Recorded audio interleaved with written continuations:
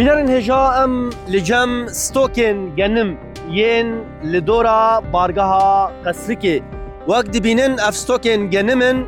di encama ew belafirên bê mirov yên ku hewl didan li bargeha Qesrikê ya hêzên Amerîkayê bidin lê di encamê de wek van dîmenan dibînin ku hejmarek ji stokên genim depoyên genim yên ku ji alî rêveberiya xweser ve li vir hatine veşartin di encamê de şewitîne hejmareke mezin e bi hezaran çewal hatine şewitandin